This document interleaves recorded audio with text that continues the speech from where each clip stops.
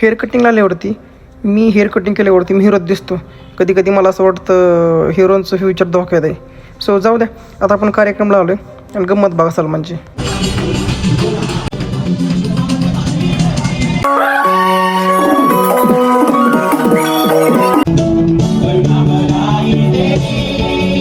कार्यक्रम झाल्यावरती आपण इकडे जेवणाकडे आलो आणि महत्त्वाचं म्हणजे जेवणाकडे आपण नाही, त्या जेवणाला शोभा आहे का.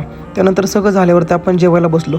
एक टाईम अनिकेत मुलीला सोडल, पण जेवायला हे शक्यच नाही.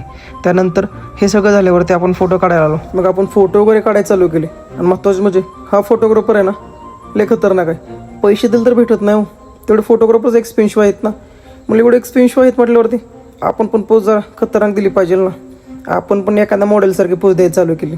शेवटी काय करता, नादापायी सगळं बाद हो. नमस्कार मंडळी, मी ब्लॉगर अनिकेत.